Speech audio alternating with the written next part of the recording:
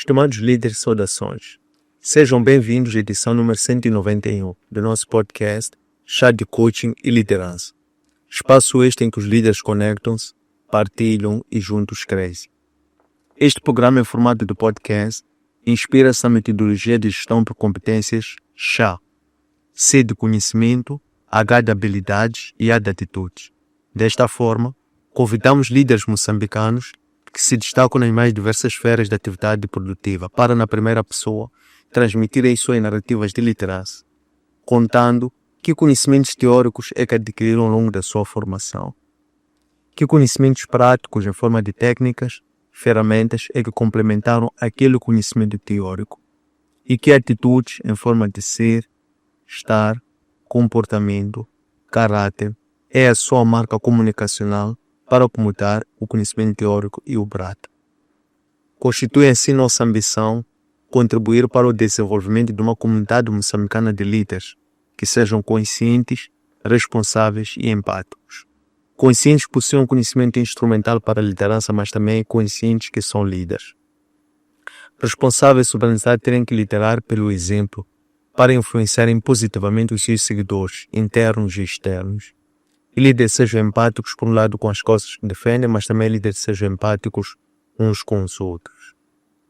A técnica que nós privilegiamos é a comunicação, porque entendemos que essa é uma das principais ferramentas da liderança, através da qual os líderes transmitem suas ideias de uma forma simples, compreensível e fluida, para que seus liderados possam não só compreender, mas também apropriar-se desta mesma causa, de forma que quando o líder se torna dispensável, esta causa possa ser transferida para a atual ou futuras gerações.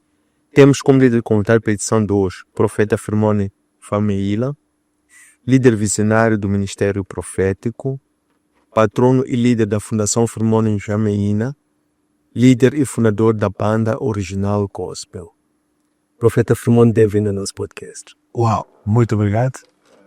É uma grande satisfação estar aqui. Obrigado pelo convite. Recebi com muito agrado. Também saudar os internautas. Dizer, estamos aqui para partilhar aquilo que é o nosso conhecimento para a sociedade.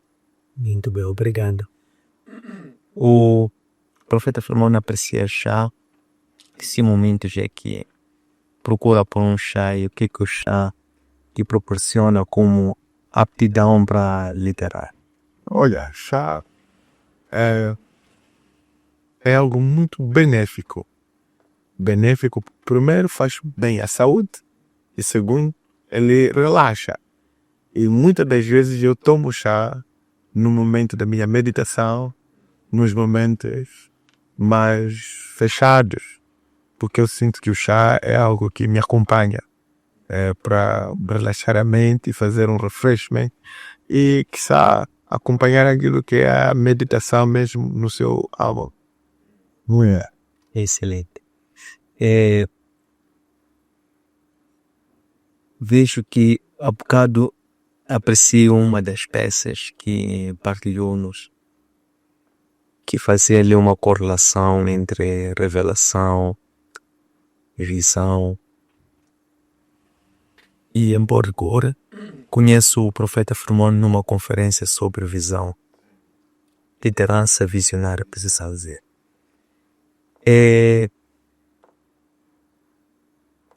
Como é que o líder se prepara para receber uma visão e como é que ele se prepara para receber revelação?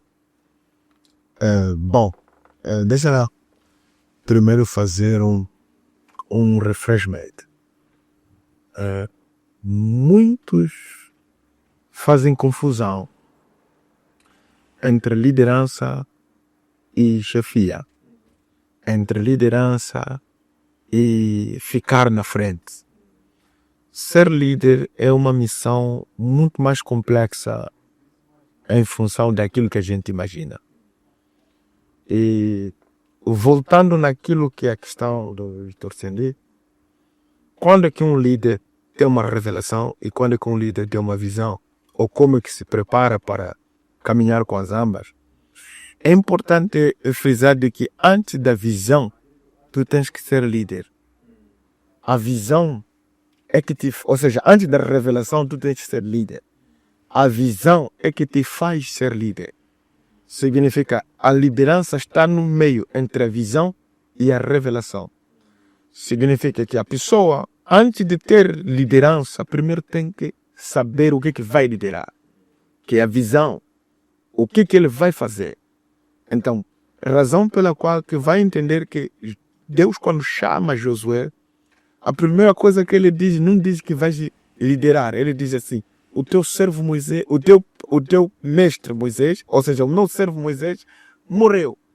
E eis que o povo deve continuar a caminhar. Para isso, eu te chamo como líder no lugar de Moisés. Mas há uma coisa muito profunda. Deus volta a dizer a Josué, não te abandona de nenhuma instrução que o meu servo te deu. Que significa, aquilo que o meu servo Moisés te deu é a revelação a qual você deve guiar a visão. Que quer dizer, tens a missão para levar o povo, mas não guia o povo fora daquilo que são as diretrizes que Moisés te deu. Então, hoje você é líder, não porque você nasceu líder, mas porque você pegou a visão. Então, é ali onde muitos de nós líderes misturamos assuntos. Nós estamos atrás da revelação, mas não temos visão. Estamos atrás da liderança, mas não temos visão. Razão a qual que a liderança com revelação, ela te traz limitação. Por quê? Porque você não sabe aonde vai. E por que que você está lá? E se nós dissemos, uau, eu sou líder. Por exemplo, está aqui o Dr. Sendê, líder. Então, todos nós colaboradores precisamos de ouvir sempre uma palavra. Então, o Dr. Sendê vai dizer assim, não, na minha visão, o microfone não estava assim. Estava assim. Então, nós vamos andar de acordo com a visão. Então, só é líder quem antes tem uma visão. Então, sem uma visão, não é líder, chefe. Excelente.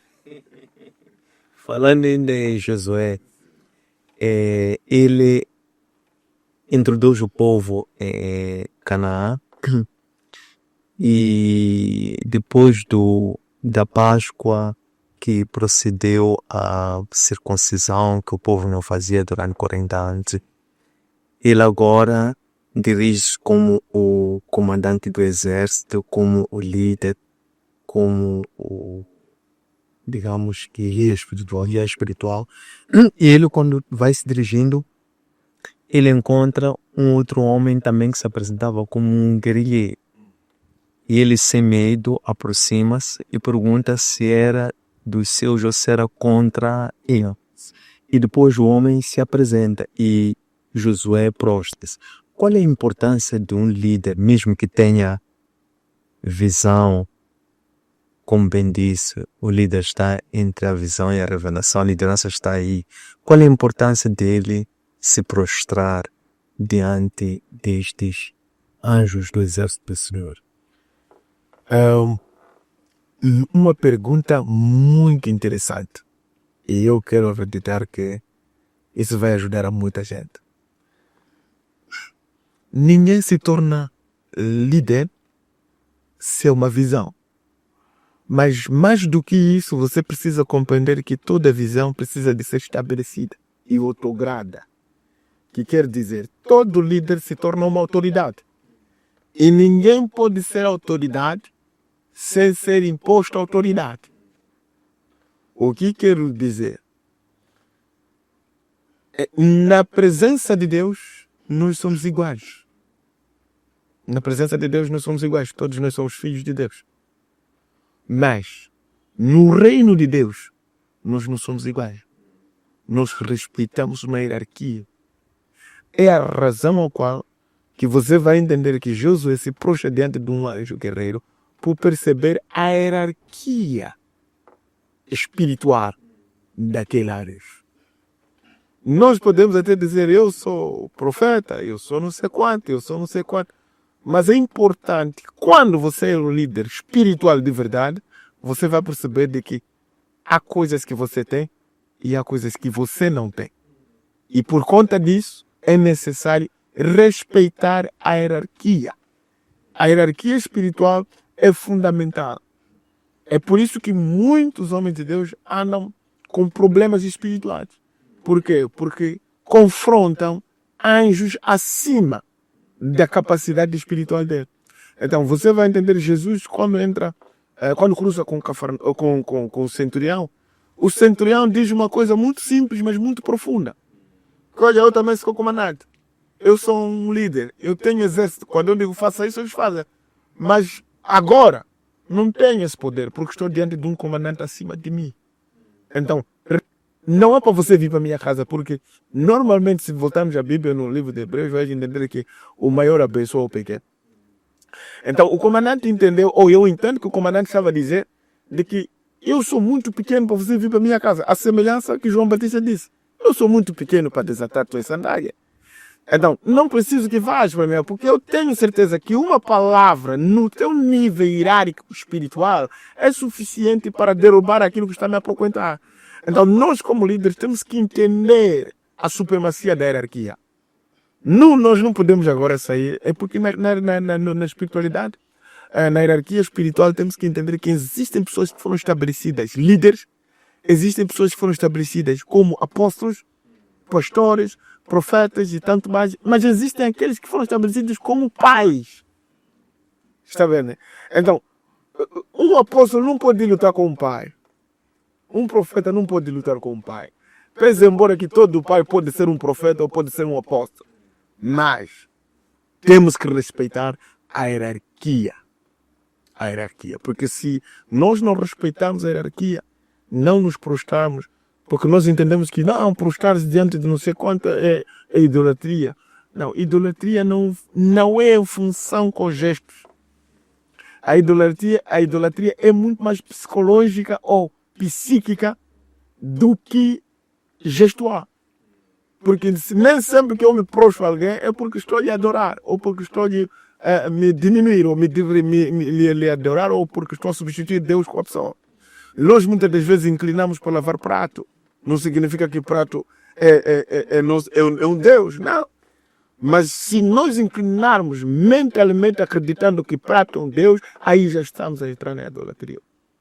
Por quê? Porque existem princípios. Então, o erro das pessoas, ou o erro da igreja hoje, o erro da nossa classe, é quebrar princípios espirituais por conta do intelecto teológico. Porque o nosso intelecto teológico não pode ferir os nossos princípios espirituais.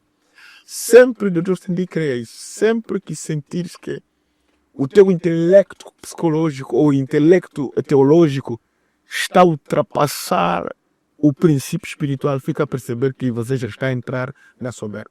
Salomão ficou tão intelectual ao ponto dele quebrar princípios de Deus.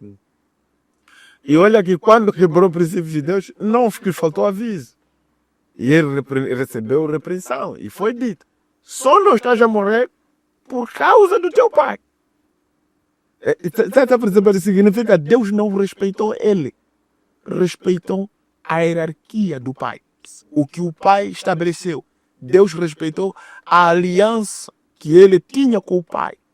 Significa que Salomão só viveu por causa da aliança que o pai dele tinha com Deus. E Deus é um Deus que respeita princípios. Há coisas hoje que nós podemos pensar que estamos a viver porque nós oramos muito. Não. Podemos estar a viver coisas que Deus prometeu aos nossos pais. Que Deus estabeleceu na aliança espiritual com os nossos pais. E hoje nós estamos agora numa situação de que, pronto, eu sou generado do Espírito, eu oro muito, eu jejuo muito. Mas não. É importante sempre olharmos aonde saiu. Por isso eu sempre digo assim, se não fores um bom filho, pode ter certeza que terás muito problema para ser um bom pai.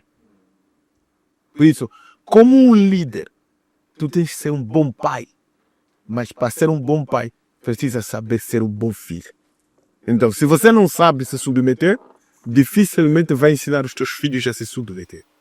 Por isso, esta é a necessidade de nós sabermos metermos uns aos outros.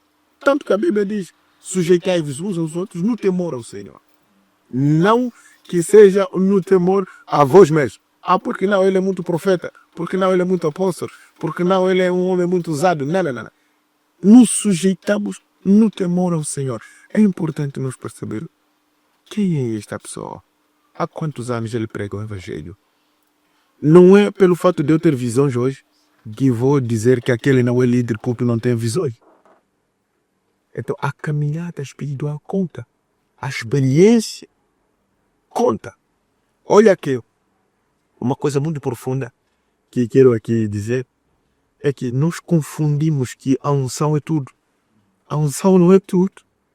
Se a unção fosse tudo, Davi não ia pecar. Mas a unção, Davi estava cheio de unção. Mas mesmo assim pecou. E pecou barbaramente. Mas o que fez Davi pecar? Era a ausência da experiência. Da vida. Por isso que quando pequeno, não tinha experiência, não pecou.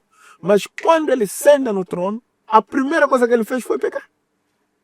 A primeira coisa que ele fez foi fazer o que não devia ter feito. Mas a unção estava fora dele? Não, a unção estava lá. Por isso que uma das coisas muito profundas é que quando Davi, ou quando está lá, ele está a arrepender-se, Deus fala, Davi, o homem que escolhi segundo o meu coração.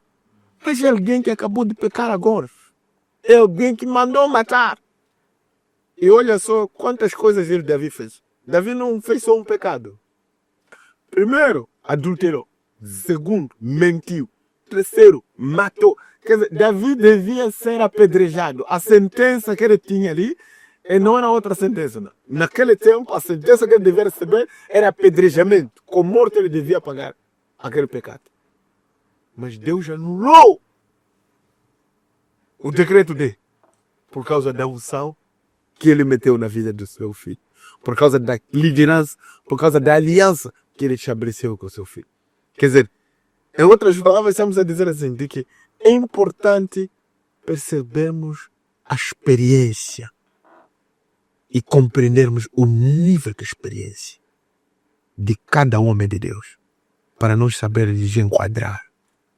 Então, se sujeitar ou prostrar-se não é pecado, não é idolatria. Antes, pelo contrário, é um princípio espiritual que deve ser respeitado. Isso como algo normal. É uma dádiva, é algo normal no reino que tem que acontecer. Então, eu penso que Josué nada mais, nada menos fez a não ser reconhecer a liderança e supremacia do anjo que estava na frente dele.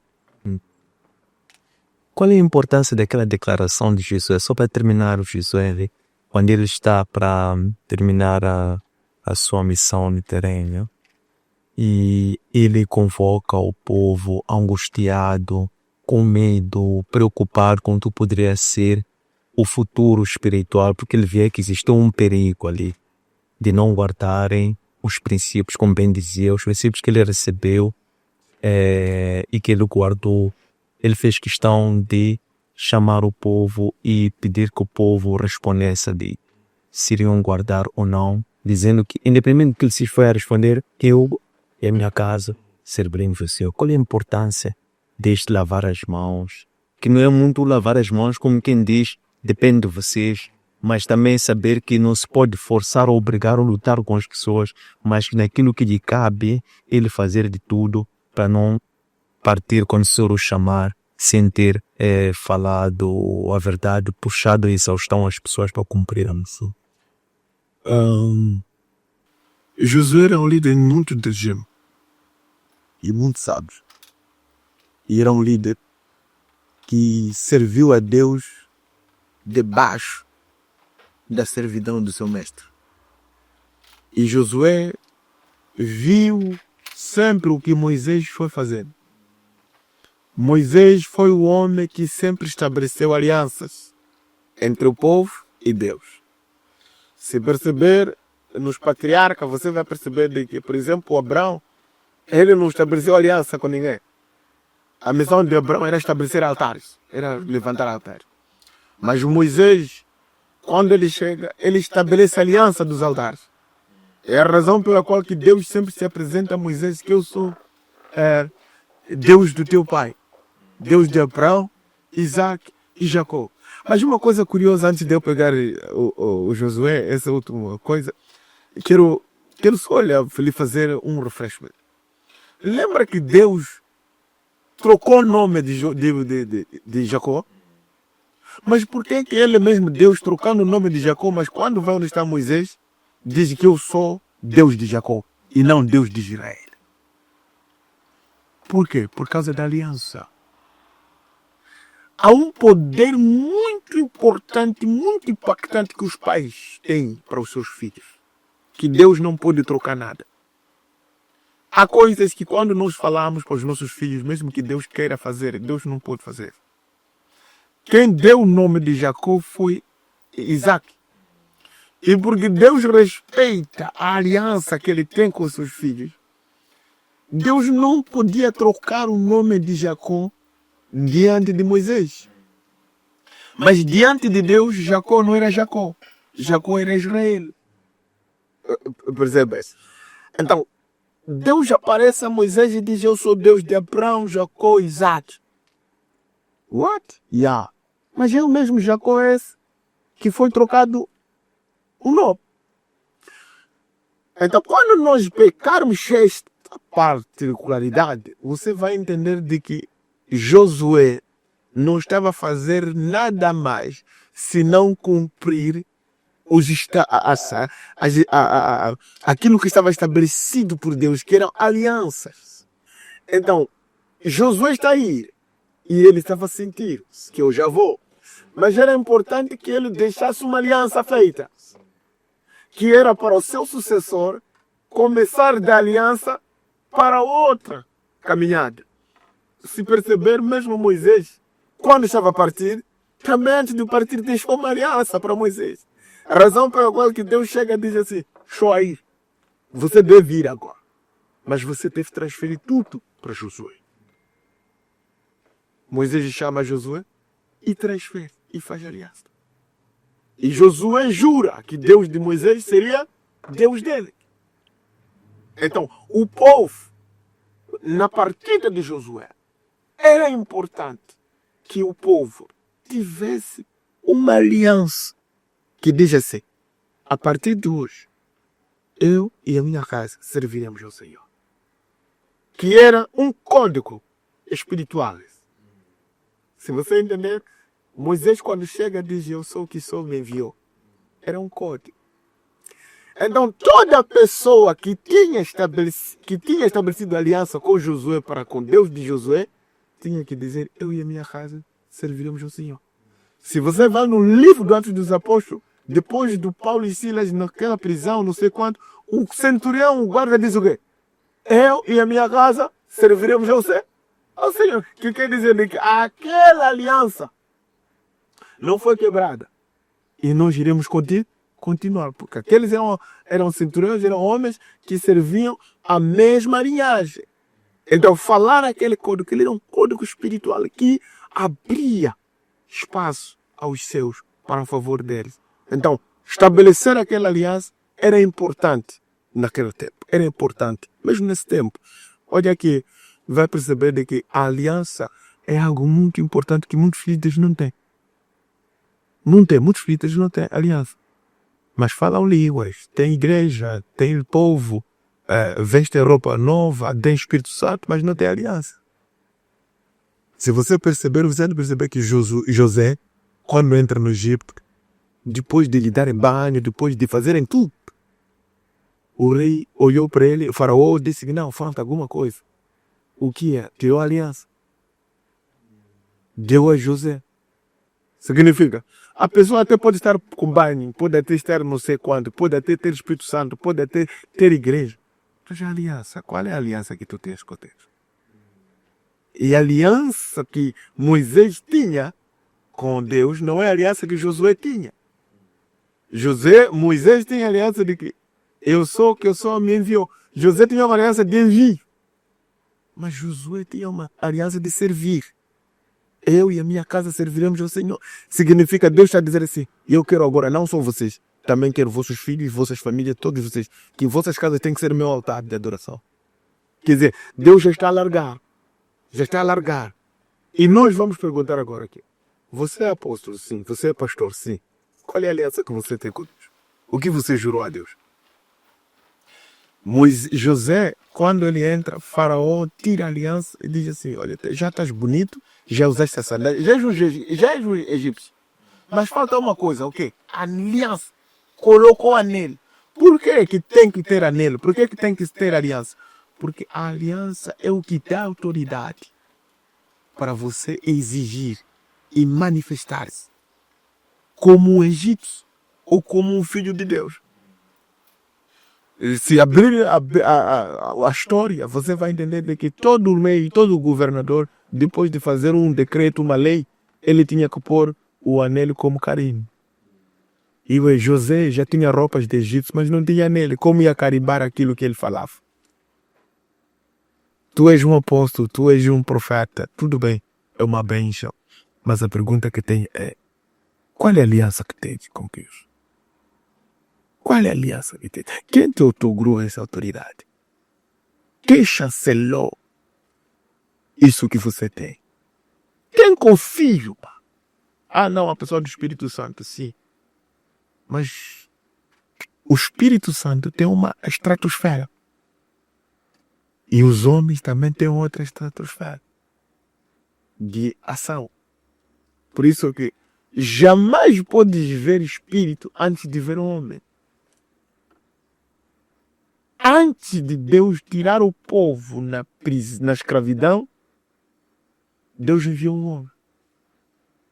Deus fez atrás de um homem.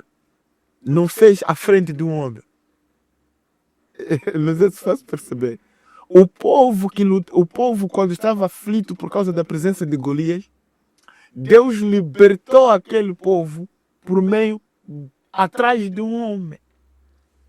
Quer dizer, não posso ver Deus agir antes de ver Davi a se prontificar.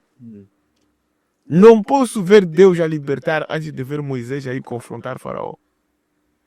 Mas para isso, Deus fez uma aliança com Josué, com Moisés. Deus fez uma aliança com Davi. Lembra-se que Saul não foi no campo ungir Davi. Foi em casa do pai, onde estavam os irmãos. Mas Samuel era profeta.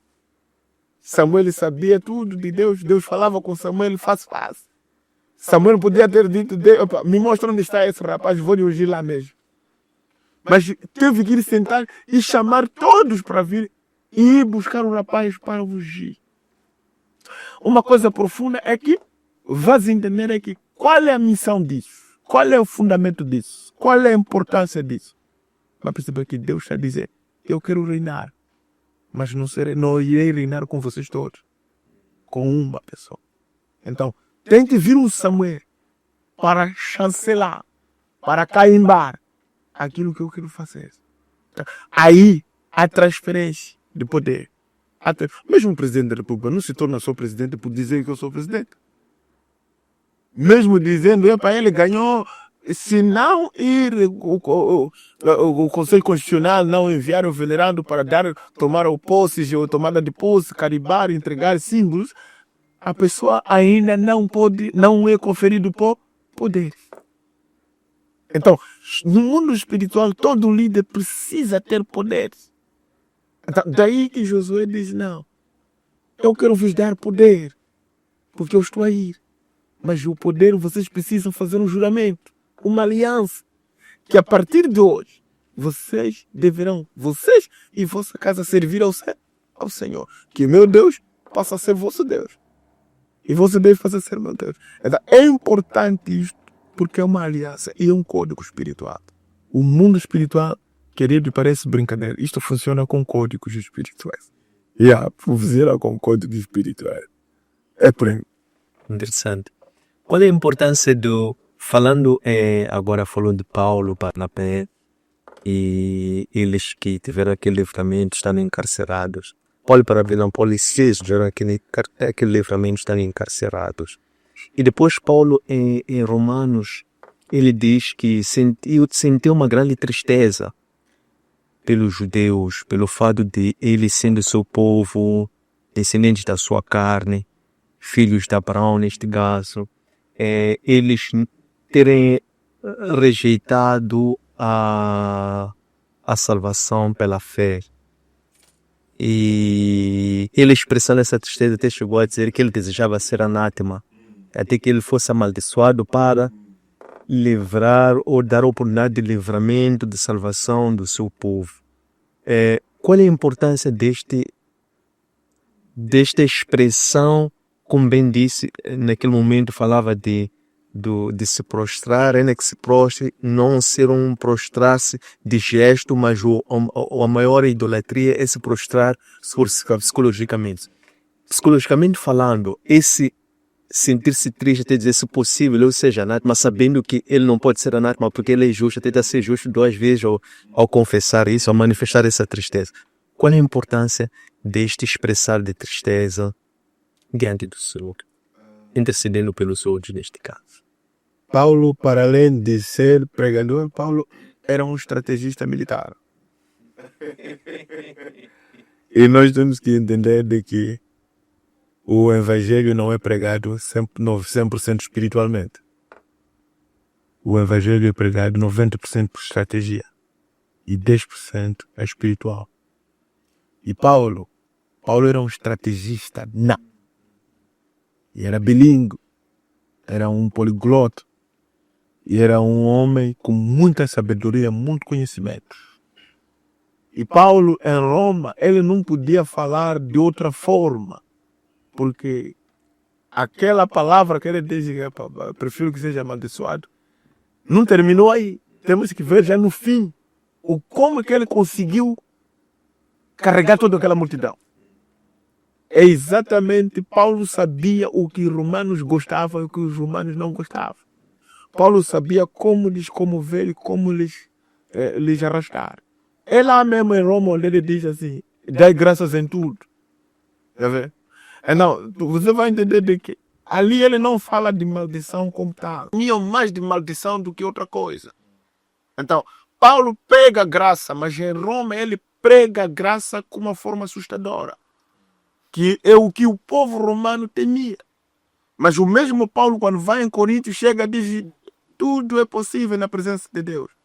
Não tem, irmão. A graça vos alcançou. Por quê? Porque ele está com gentios que querem chegar a grandezas. Mas em Roma ele está com pessoas grandes que têm que desfazer humilde. Quer dizer, estrategicamente falando, Paulo, ele está a aplicar aquilo que nós falamos, o pé do evangelho, que é o evangelismo. Isso insere-se no evangelismo. E nós, como líderes, temos que saber ser estrategistas espirituais, estrategistas evangelísticos.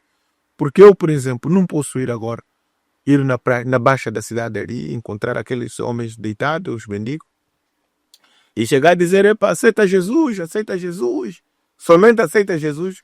Não vai funcionar para eles. Porque aquele está desde ontem, não comeu. Está desde uma semana, não consegue ter 10 medicados. E você está chegando a dizer: aceita Jesus. Não vai funcionar.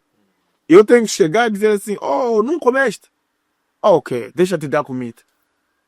E quando eu lhe dar comida, ele vai ouvir. Razão a qual você vai entender que Jesus nunca pregava sem perguntar se comeram. Porque ele sabia de que falo muito e vou ter que levar muito tempo e as pessoas podem não me ouvir por causa de fome.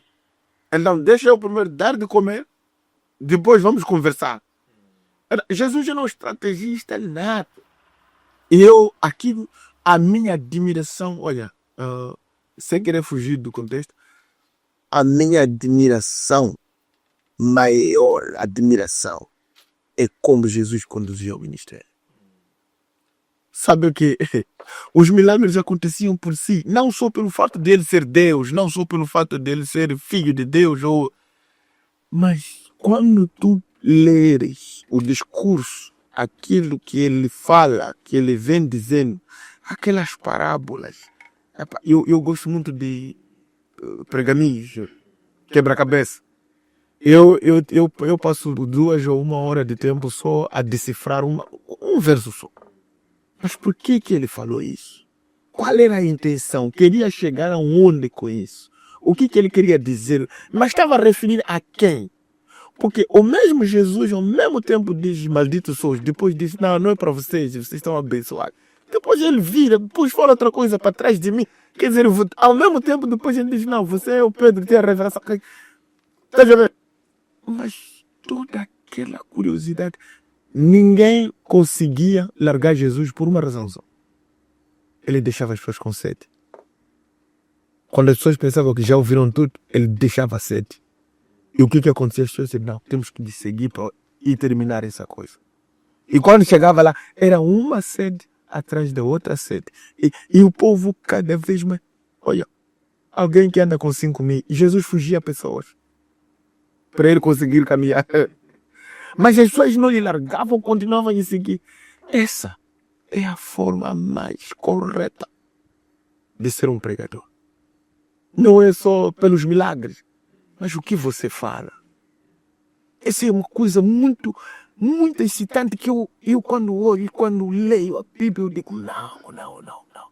E olho para Paulo a fazer coisas similares. Por que nós não podemos fazer isso? Hoje precisamos de líderes com conhecimentos, com cheio de conhecimento que as pessoas têm sempre vontade de ir para a igreja para ouvir mais alguma coisa que vai lhes agregar o valor. Então, mais do que isso, temos que entender de que Paulo está numa situação de estratégia. E ele só está a dizer o que está a dizer porque ele quer que aquela pessoa ouça mais alguma coisa. Então, como eu sair dessa maldição? Porque mais do que Paulo se amaldiçoar e dizer que eles também estão amaldiçoados, e como sair dessa maldição? Essa que é a parte mais chave. É onde ele vai dizer, sigam Jesus. Aquele que morou na cruz por vocês. Aquele que não sei qual. Porque Paulo quer despertar a curiosidade a um povo que não conhecia. Mas o Jesus veio de lá. E Jesus esteve com eles. Mas aquele povo rejeitou. E Paulo está querendo trazer um refreshment. Paulo está querendo atualizar as pessoas que, olha, aquele que vocês rejeitaram, é esse que me curou, é esse que me livrou, é esse que me tirou da maldição, é esse que me pôs aqui. Então, essa eu quero acreditar não era sobre maldição como tal, e era uma situação importante naquela hora, que devia ser falado, naquele contexto, mas com uma finalidade muito glorificante ao Senhor, que era resgatar o povo para a glória de Cristo e fazer o povo aceitar Cristo como seu Senhor e Salvador. Interessante. Falou de aqui algo muito impactante, profeta. Referia-se sobre a necessidade de reter as pessoas, transformar através do ensino. Pois os milagres, a cura são mais para atrair, mas o que retém as pessoas é o alimento, como dizia. Ainda que seja físico, só para as pessoas se manterem algum tempo mais, para depois dar-lhes o alimento espiritual, tal como Paulo, Cristo, que é o epílogo, e esteve aqui a dizer-nos, como sendo o maior dos expoentes.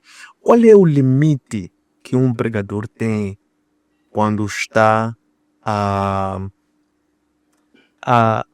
reter as pessoas, a transformar e impactar através do ensino, numa atualidade que há um grande risco de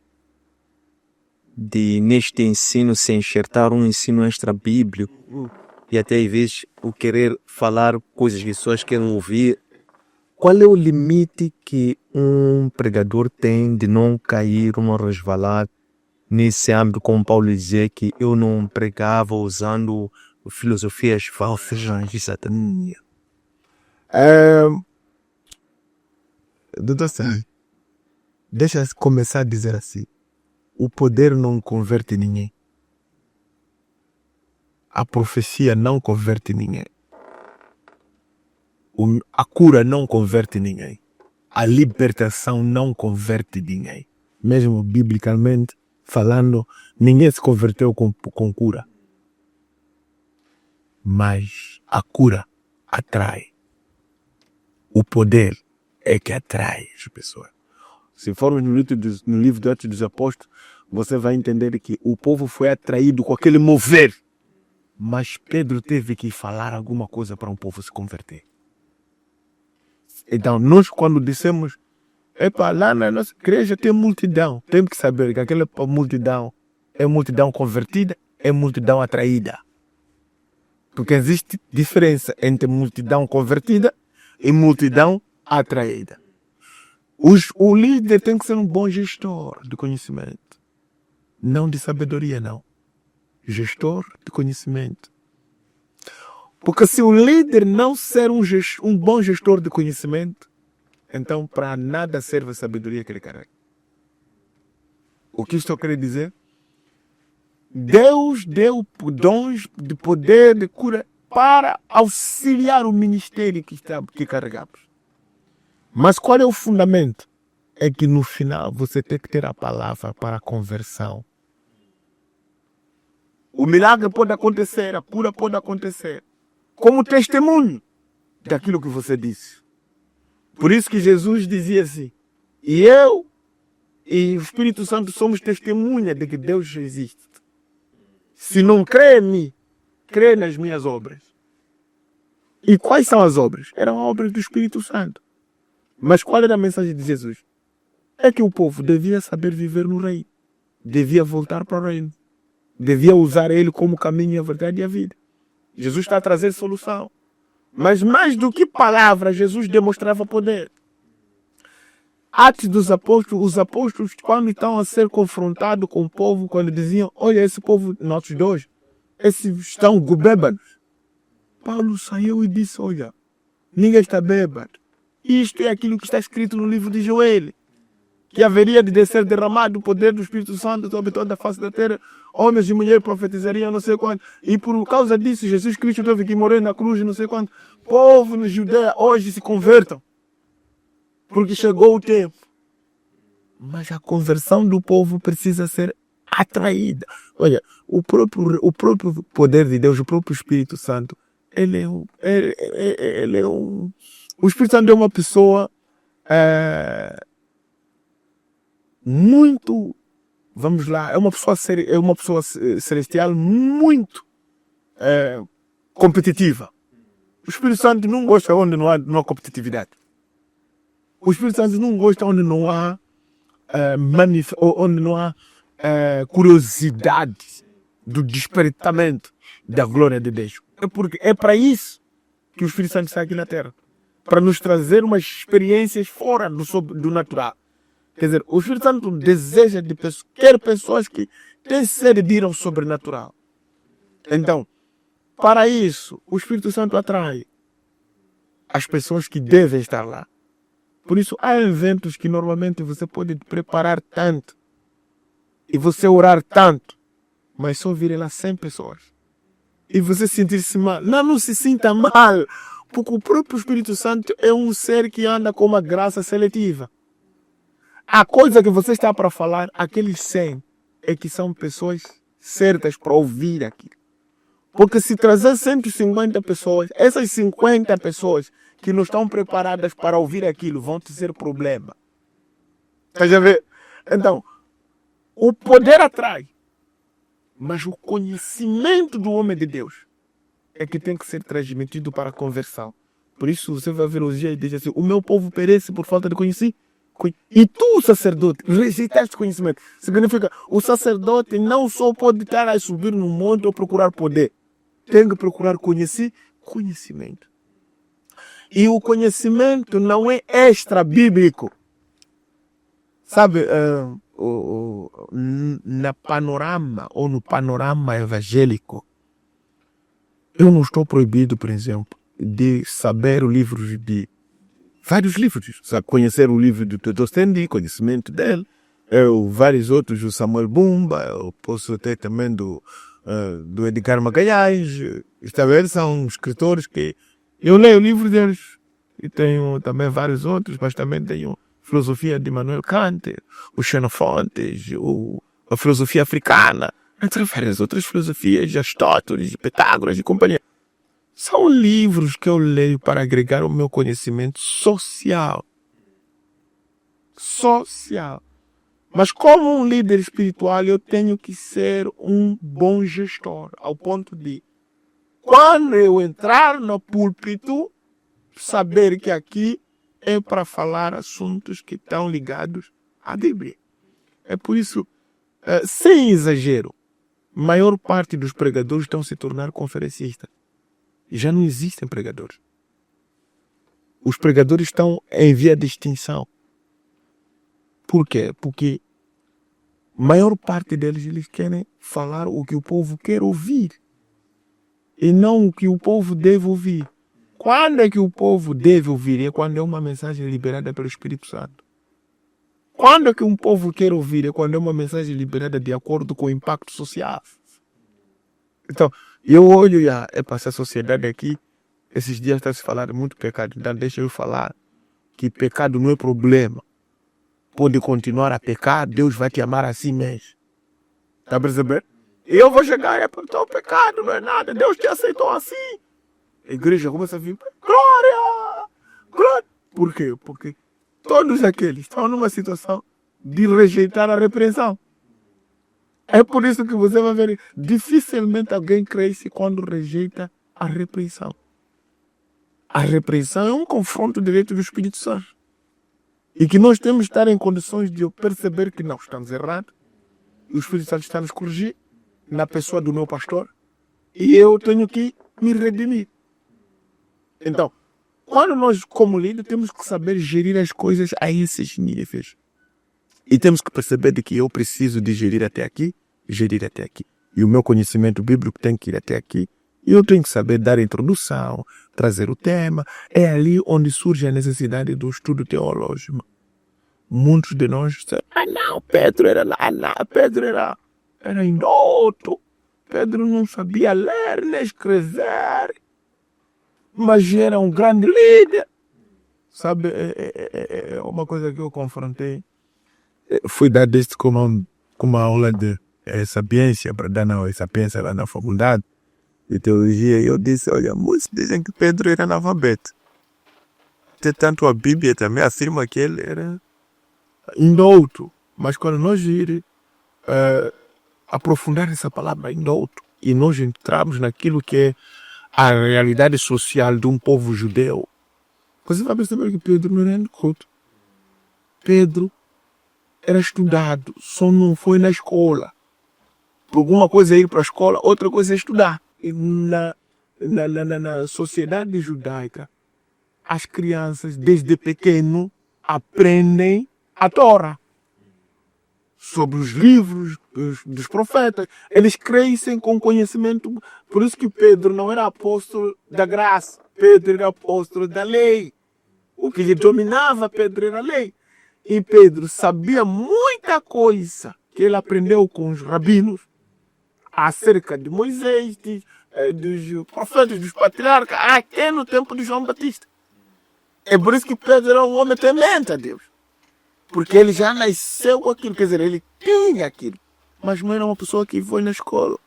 Mas uma questão muito profunda. Como é que Pedro era analfabeto, mas sabia contar e era presidente da Câmara de Pescadores?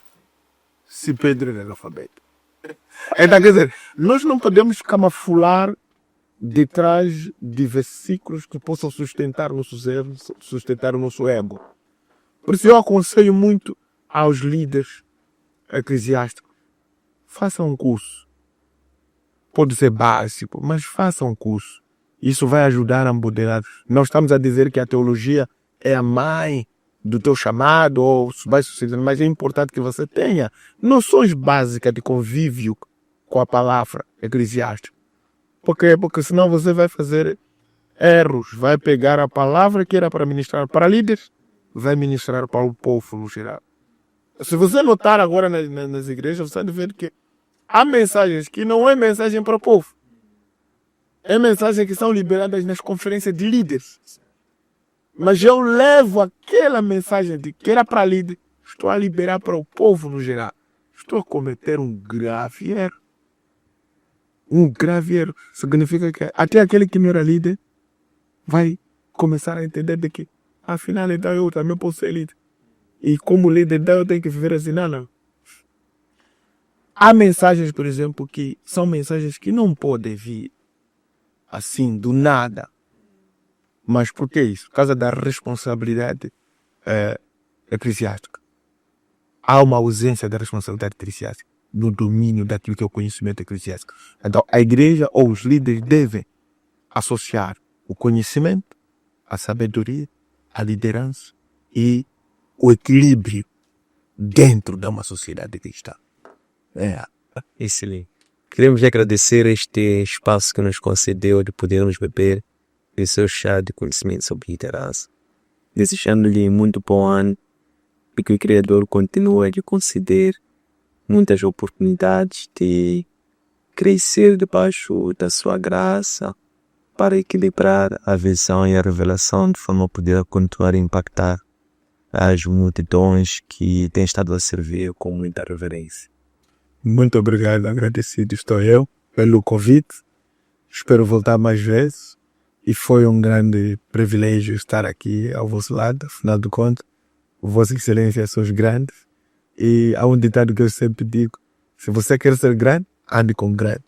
Então, é inspirador, estamos felizes, também oramos para que Deus continue impulsionando e dando graça a essa missão e de trazer o conhecimento de forma virtual e comunicação virtual, que Deus continue a lhe dar forças e providências para alcançar aquilo que são os vossos intentos.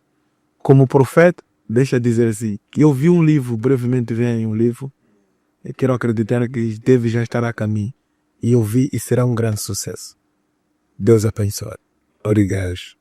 Estas lições encontram postadas nos nossos arquivos digitais, nossas páginas de Facebook, de Instagram e de YouTube, Antônio Sende LDA, nossos aplicativos para plataformas Android, Hello App, nosso webpage www.academiaser.com. Espero que gostem, um abraço de luz e até breve.